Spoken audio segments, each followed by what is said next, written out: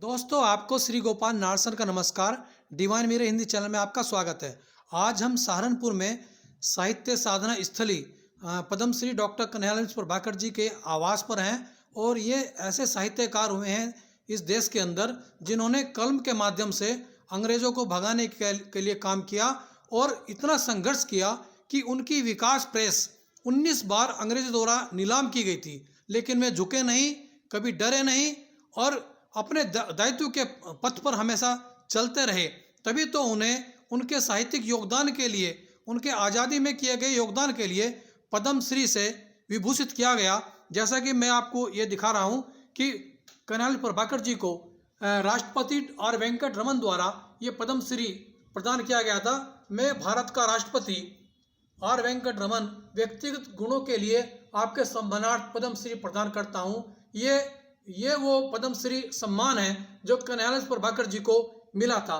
उनका आज़ादी के आंदोलन में बहुत बड़ा योगदान रहा और वे कई बार जेल भी गए। और सबसे बड़ी बात यह है कि पंडित नेहरू से लेकर के महात्मा गांधी से लेकर के वो मदर टेरेसा और विभिन्न विभूतियों के माध्यम से इंदिरा गांधी के समय में वो लगातार, ये देखिए आप, इंदिरा गांधी के साथ उनका फोटो है, तो लगातार वो संघर्षरत रहे और अंग्रेजों के विरुद्ध कलम चलाते रहे। और उसके बाद उनकी जो पीढ़ी है आने वाली, यानी उनके जो पुत्र हैं वह श्री अखिलेश प्रभाकर जी, उन्होंने उनके पथ को आगे बढ़ाया और शैलीकार साहित्य सम्मान के रूप में उनकी परंपरा के साहित्यकारों को सम्मानित करना उन्होंने शुरू किया। और ये आप देख रहे हैं विभिन्न विभूतियाँ हैं। विद्यानिवास मिश्र जी ये आपके शशि जी को सम्मानित कर रहे हैं। इसी तरह से डॉक्टर योगेंद्र शर्मा अरुण जी को ये शैलीकार सम्मान मिला है और इसी तरह से कुलदीप नैयर जी को यह सम्मान मिला है, आलोक मेहता जी को यह सम्मान मिला है। तो लगातार ये सम्मान, ये अशोक वाजपेयी जी को यह सम्मान मिला है। इसी तरह से आप देखिए कि लगातार ये सम्मान आदित्य शास्त्री जी को यह सम्मान मिला है। तो इस तरह से लगातार उनके नाम को आगे बढ़ाने के लिए उनका परिवार ही नहीं बल्कि जो उत्तर प्रदेश के राज्यपाल हैं श्री राम नाईक जी, वो भी 2 बार यहाँ पर आ चुके हैं। राज्यपाल के रूप में जोशी जी भी यहाँ पर आ चुके हैं। और जो भी व्यक्ति सहारनपुर में आता है तो वो इस साहित्य साधना स्थली को नमन करना नहीं भूलता। आज हम यहाँ पर उनकी ये किताबें देख रहे हैं, उनकी कृतियाँ, साहित्यिक कृतियाँ, बहुत बड़ा साहित्य उन्होंने रचा है। और मुझे भी सौभाग्य मिला है उनके सानिध्य में यहाँ पर सहारनपुर में कलम चलाने का। तो वो कलम के जादूगर थे, कलम के मसीहा थे और साहित्य साधना स्थली वो यहीं नहीं, मसूरी में जाकर भी उन्होंने साहित्य रचा और वे आम आदमी की पीड़ा को अभिव्यक्त करते रहे हैं। तो हम बात करते हैं श्री अखिलेश प्रभाकर जी से। आज हम बात, अखिलेश प्रभाकर जी, आपका डिवाइन में हिंदी चैनल में स्वागत है। और मैं पूछना चाहूँगा कि आदरणीय कन्हैयालाल प्रभाकर जी एक बहुत बड़ा नाम है हिंदी साहित्य क्षेत्र में। तो आप सबसे पहले उनकी साहित्यिक जो गतिविधियाँ हैं, उनकी साहित्यिक जो साधना है, वो चूँकि बहुत सारी किताबें उन्होंने लिखी हैं और अक्सर गर्मियों में वो मसूरी चले जाते थे और सर्दियों में यहाँ पर लिखते थे। तो उन्होंने आखिर ऐसा क्या लिखा जो उनको पद्मश्री मिला? साहित्य के क्षेत्र में पिताजी का जो प्रवेश हुआ वो एक सामान्य रूप में हुआ। और जहाँ तक पुस्तकों का सवाल है, पुस्तक को पुस्तक मान कर के उन्होंने रचना नहीं की। उन्होंने विभिन्न अवसरों पर और विभिन्न भावनाओं के साथ जो आर्टिकल लिखे, जो लेख लिखे, वही फिर पुस्तकाकार होते चले गए। और इसी के बीच में उन्होंने एक शैली का निर्माण किया। विशेष रूप से उन शैली का जो भाव था कि सामान्य रूप से हमारा जो नैतिक, हमारे जो मूल्य, मानव के जो मूल्य हैं, उनका उत्थान हो, ये उस शैली की विशेषता थी। सरसता, सरलता उसकी और भी बड़ी बात थी। वो शैली सरल भी है और प्रेरक भी है। इसीलिए उनको शैलियों का शैलीकार कहा गया है। शैलियों का शैलीकार इसीलिए कहा गया है प्रभाकर जी को। जी जी जी जी। तो उनकी कुछ किताबें जो हैं, मैं भी कुछ यादें हैं, लेकिन थोड़ा आप बता देंगे उनकी किताबों के बारे में? तो उनकी सबसे पहली जो पुस्तक प्रकाशित हुई इसी शैली का प्रतिनिधित्व करने वाली, वो थी जिंदगी मुस्कराई जी। दूसरी पुस्तक थी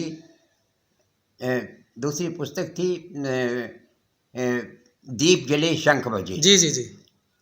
माटी हो गई सोना। वाह जी। आकाश के तारे धरती के फूल, जी जी और इसी श्रृंखला में क्षण बोले कण मुस्काए, जी और महके आंगन चहके द्वार, कारवां आगे बढ़े, माटी हो गई सोना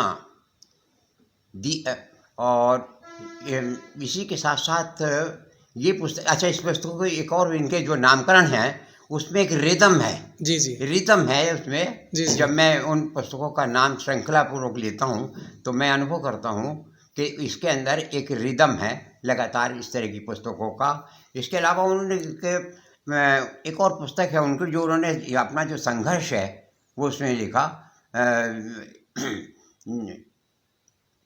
आज पद चिन्हों पर, जी जी पद चिन्हों पर। पद चिन्ह, एक उनकी पुस्तक शायद जिंदगी लहलाई भी है। जिंदगी लहलाई, हाँ, हाँ, जिंदगी जी। लहलाई भी है, जी, जी। बिल्कुल आपने ठीक कहा। वो पुस्तक भी पढ़ेगी। उस पुस्तक की विषय जिंदगी लहलाई पुस्तक के संबंध में तो मैं ये कह सकता हूँ कि यदि कोई व्यक्ति जीवन में निराश हो गया जी जी और उसने समझ लिया कि सारे उसके जो हथियार हैं वो फेल हो गए, लेकिन अगर वो इस पुस्तक को पढ़ ले जो अभी आपने कहा जिंदगी लहलाई, तो निश्चित रूप से उस निराश जीवन में भी जिंदगी लहलाने का मंत्र उसके शब्दों में है।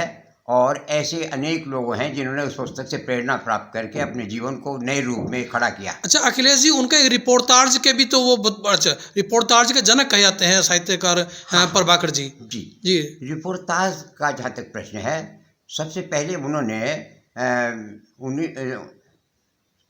गुरुकुल कांगड़ी के अधिवेशन को अटेंड किया देवबंद से जाकर के, जी जी और उसके बारे में जो उन्होंने पत्र पत्रिकाओं में उसकी रिपोर्टिंग को पढ़ा तो उससे उनके मन में ये प्रेरणा हुई कि ये एक रिपोर्ट है।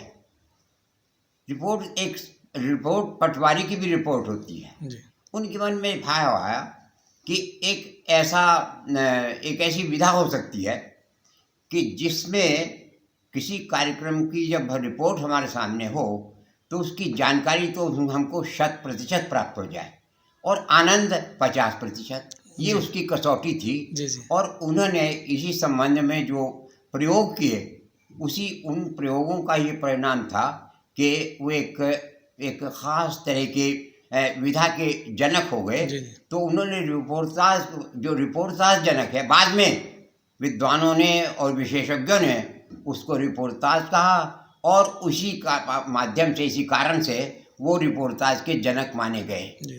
उसमें उनकी कसौटी ये है जो कि उनके पूरे साहित्य में विराजमान है कि अगर यदि हमने कोई कार्यक्रम देखा नहीं है, उसके बारे में पढ़ा है, तो पढ़ करके हमको लगना चाहिए कि हम उसकी जानकारी 100% प्राप्त कर रहे हैं और आनंद 50%। वाह वाह। अच्छा मैं पूछ रहा हूँ कि जैसे कि प्रभाकर जी की जो विकास प्रेस रही है वो आज़ादी से पहले, यानी कि जब गुलाम भारत था उस वक्त ये कलम के सिपाही थे और इन्होंने आज़ादी के आंदोलन में बहुत बड़ा योगदान भी रहा इनका।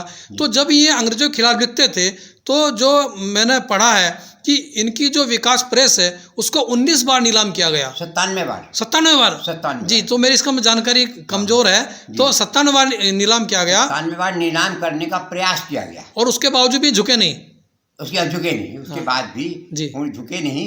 और इसमें भी एक संस्मरण है इस नीलाम का संस्मरण ये है कि होता ये था कि नीलाम की तारीख को टालने के वास्ते कुछ पैसा जमा कर दिया जाता था अदालत में पार्टी के वास्ते, तो उसमें तारीख मिल जाती थी। लेकिन एक दिन ऐसा भी हुआ कि उतने पैसों का भी प्रबंध नहीं हो सका और पैसे जमा नहीं कराए जाए और उसमें तारीख नहीं ली जा सकी।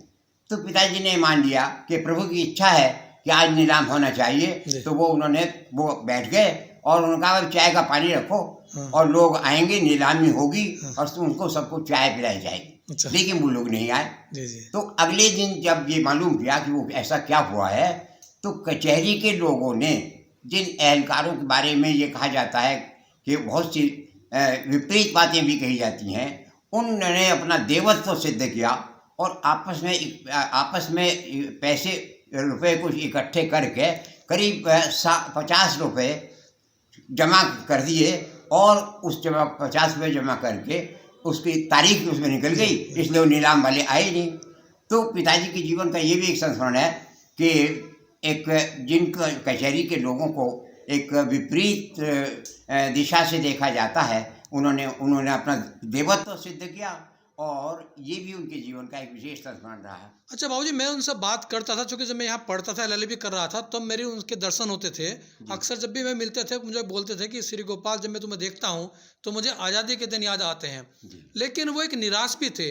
आज़ादी के बाद जिस परिकल्पना को लेकर देश में आंदोलनकारियों ने, स्वतंत्रता सेनानियों ने ये आज़ादी की लड़ाई लड़ी थी, वो आज़ाद भारत, वो सपना साकार नहीं हो पाया। ये मलाल उनको शायद जीवन पर्यंत रहा। तो क्या आप मानते हैं कि किस भारत की परिकल्पना उन्होंने की थी?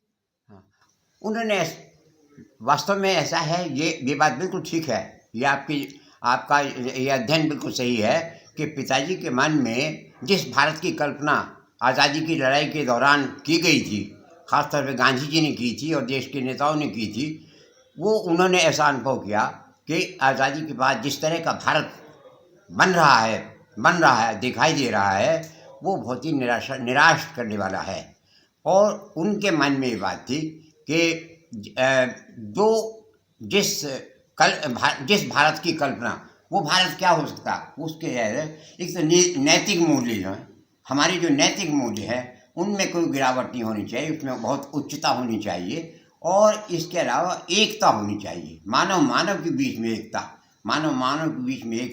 और नैतिक मूल्यों की गिरावट। क्योंकि और नैतिक मूल्यों के संबंध में विशेष रूप से उनके संपादन में जो नया जीवन मासिक पत्रिका हुई, उसका विशेष उद्देश्य नई पीढ़ी में नैतिक चरित्र के निर्माण की भावना ही विशेष रूप से रही, और इसी से प्रेरित भारत की कल्पना वो किया करते थे। निश्चित रूप से आज भी साहित्य के अंदर, यादों के अंदर कन्हैयालाल प्रभाकर जी जीवित हैं, और सच यही है कि साहित्यकार कभी मरता नहीं है, कभी दिवंगत नहीं होता, उसके नाम के आगे कभी स्वर्ग नहीं लगता। तो आज भी कन्हैयालाल प्रभाकर जी हमारे बीच हैं, हमारी किताबों के रूप में, हमारी यादों के रूप में। तो अखिलेश प्रभाकर जी, मैं कुछ और जो आप पिताजी के बारे में, यानी आदरणीय प्रभाकर जी के बारे में कुछ ऐसे शेयर करना चाहते हो, जो देश दुनिया को बताना चाहते हो कि वास्तव में प्रभाकर जी के विलक्षण प्रतिभा के जो धनी थे, वो उनमें कोई ऐसी अलग खूबी हो जिससे प्रेरित हो नई पीढ़ी, वो थोड़ा बताएं। जी। हमारे जो भारत सरकार का जो सूचना विभाग है, उन्होंने पिताजी की पर एक डॉक्यूमेंट्री बनाने का एक संकल्प किया, और उसकी पूरी योजना बना करके उनको यहाँ पर उसकी टीम को भी उसके प्रतिनिधि भी आ गए यहाँ पर। लेकिन पिताजी ने पूछा कि इस पर कितना खर्चा होगा, तो उन्होंने बताया कि इस पर 6 लाख रुपए खर्च होगा। तो उन्होंने कहा, मुझको अपनी डॉक्यूमेंट्री नहीं बनवानी है, और किसी डॉक्यूमेंट्री की आवश्यकता भी नहीं है। मेरा जो जीवन है, मेरे जीवन के जो मूल्य हैं, वो मेरे साहित्य में सुरक्षित हैं। उन्होंने डॉक्यूमेंट्री बनवाने से इनकार कर दिया, और ये चाहा कि वो 6 लाख रुपया 2 देहातों के विकास पर खर्च कर दिया जाए। जहाँ तक डॉक्यूमेंट्री का प्रश्न है, उसकी मुझे चिंता नहीं है। मेरा साहित्य ही मेरी डॉक्यूमेंट्री है। जब तक मेरा साहित्य किसी भी रूप में जीवित है, ये नई पीढ़ी को प्रेरणा देता रहेगा। और वास्तव में उन्होंने अपनी डॉक्यूमेंट्री बनाने से इनकार कर दिया, डॉक्यूमेंट्री नहीं बनी, और इस संबंध में उन्हें इस बात का संतोष था कि मैं ये डॉक्यूमेंट्री से ज़्यादा आवश्यक है कि मेरे साहित्य में जो नई पीढ़ी उससे प्रेरणा लेगी, वही मेरी डॉक्यूमेंट्री है। और जो भी मुझसे मिलना, जो मेरे बाद भी जो लोग मुझसे मिलना चाहेंगे, वो मेरे साहित्य के माध्यम से मुझसे मिलते रहेंगे, और वही मेरी डॉक्यूमेंट्री है। वाह, बहुत बड़ी बात है, बहुत बड़ी बात है। और सबसे बड़ी बात यह है कि आज आप उनके उत्तराधिकारी के रूप में, आप उनके शैलीकार सम्मान जो आप शुरू किया आपने, और प्रभाकर जी की परंपरा के साहित्यकारों को, कलमकारों को जो आप विभूषित कर रहे हैं, ये भी एक बहुत बड़ा काम है। उनको आपने जीवित रखा हुआ है। डिवाइन मिरर हिंदी चैनल आपके प्रति भी अभिनंदन, आपका स्वागत करता है इसके लिए, और धन्यवाद ज्ञापित करता है। निश्चित रूप से कलमकार कभी मरता नहीं है, और आज़ादी का दीवाना अगर हम कहें साहित्यकार प्रभाकर जी को, तो अतिशयोक्ति नहीं है। वो इस पश्चिमी उत्तर प्रदेश ही नहीं, बल्कि पूरा उत्तर प्रदेश और उत्तराखंड और पूरा भारत कहें हम, वो उन पर नाज करता है, और उनको अपना भावपूर्ण श्रद्धा सुमन अर्पित करता है उनके प्रति। निश्चित रूप से यदि युवा पीढ़ी इनके जीवन से प्रेरणा लें, इनके साहित्य को पढ़ें, तो निश्चित रूप से हम आगे बढ़ेंगे, चरित्र निर्माण होगा और देश और खलियान की जो बातें प्रभाकर जी ने साहित्य में की है वो साकार हो सकेंगे, ऐसा मैं मानता हूँ। इस साहित्य साधना स्थली में शहीद भगत सिंह के भाई कुलतार सिंह भी जगह जगह दिखाई पड़ रहे हैं। तो निश्चित रूप से ये सहारनपुर की वो माटी है जिसने ये लाल जने हैं, जिन पर हम अभिमान होना चाहिए। और दीवान में हिंदी चैनल में बात करने के लिए अखिलेश जी आपका बहुत धन्यवाद। यदि ये वीडियो पसंद आया तो लाइक कीजिए, सब्सक्राइब कीजिए और मेरे साथ देखते रहिए दीवान चैनल। जय हिंद, जय भारत।